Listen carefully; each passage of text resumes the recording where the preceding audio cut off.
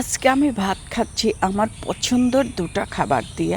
আমার এই পছন্দ এতটাই যে পছন্দ এই খাবার দুটা কি বলবো, বলতে পারেন আপুরা যে এই খাবারটা আবার এত পছন্দ হলো। আমার কাছে অনেক অনেক পছন্দ এই খাবারটা। এই খাবারটা হলে আমার কোনো কথাই নেই। এই যে পুঁই শাক কাঁঠালের বিচি দিয়ে ডাউল দিয়ে রান্না করলে যে আমার এত ভালো লাগে, এত পছন্দ করি। আর তার সঙ্গে থাকে হলো আমনের চালের ভাত, মানে লাল চাল। এই লাল চালটা যে আমার কাছে এত ভালো লাগে, মানে আমি বাবাকে বলছি যে বাবা আমার মানে এই চাউলের ভাত খেতে ইচ্ছা করছে। আমার বলতে যতটুকু দেরি হয়েছে বাবার আনতে এতটুকু দেরি হয়নি। আমি আমার মেয়েকে নিয়ে স্কুলে চলে গেছি আর বাবা দেখে চাউল কিনে নিয়ে আসছে, বেশি নিয়ে আসেনি, অল্প চাউল কিনে নিয়ে আসছে যে আমি খাবো। আর মানে সেজন্য কিনে নিয়ে আসছে, তার সঙ্গে যে পুঁই শাকও নিয়ে আসছে। আর পুঁই শাকগুলো এতই সুন্দর ছিল দেখে আর লোভ সামলাতে পারলাম না। বাসাতে কাঁঠালের বিচি ছিল, ডাউল দিয়ে কাঁঠালের বিচি দিয়ে পুঁই শাক রান্না করে ফেললাম। আর এই পুঁই শাক যে আমার এতই ভালো লাগে, কাঁঠালের বিচি এতই ভালো লাগে যে ভীষণ পছন্দ করি। এই তো আমার রান্নাটা হয়ে গেছে, এখন আমি নামিয়ে নেব। আর এই যে একটু গরুর মাংস ছিল রান্না করাই ছিল, ওটা একটু গরম করে নিচ্ছে। আজকের রান্না এই তো এই দুইটাই, মানে গরুর মাংস আর পুঁইয়ের শাক।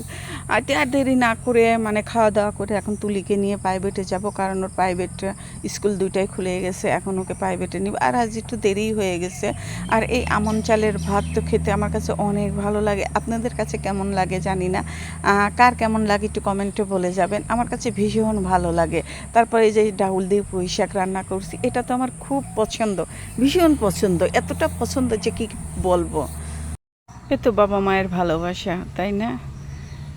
মেয়ে খেতে চাইছে আর দেখুন বাবা সঙ্গে সঙ্গে কিনে নিয়ে আসছে বলা মাত্রই। মানে বলতে যতক্ষণও দেরি হয়েছে, আনতে ততক্ষণ দেরি হয়নি। আর এনে রান্নাও করেছে আমার আম্মা যে আমার মেয়েটা আসলে খেতে পারবে। এই তো খাওয়া দাওয়া কমপ্লিট করে এখন তুলিমণিকে প্রাইভেটে নিয়ে যাব। আর বিকালে চলে আসে যে আম্মা দেখি যে লটকন দিছে। আর এই লটকনগুলো মানে আমার বড় মামা আমার আম্মাকে দিছে। তো ভাই বোনের ভালোবাসা, বুড়ো হয়ে গেছে তাও ভালোবাসা কমেনি। আমার সঙ্গে দেখা হয়েছে আর লটকন কিছু দিয়ে দিছে। সে বাসায় নিয়ে যাওয়ার জন্য কিনছিল, ওখান থেকে অর্ধেক আমাকে দিয়েছে। আর তারপরে সেখান থেকে অর্ধেক আবার আমার আম্মা আমার মেয়েকে দিয়েছে খাওয়ার জন্য। তারপরে যে সন্ধ্যার সময় তুলিমণি বললো একটু চা খাবো আম্মু, ভালো লাগতেছে না, তাকে যে একটু চা বানিয়ে দিলাম। আর এই তো আমি একটু চা খাবো। আর আমার মেয়ে আমাকে চাটা দিয়েছে কত দেখেন, 1 কাপ ভরে। আর এটা সামনের বাসায়, মানে আমার বাসার সামনের বাসায় এই বাসাটা। তো বললাম যে দরজাটা খুলে একটু চা খাই। সবাই ভালো থাকবেন, সুস্থ থাকবেন, আমাদের জন্য দোয়া করবেন। আজ এই পর্যন্তই। আল্লাহ হাফেজ।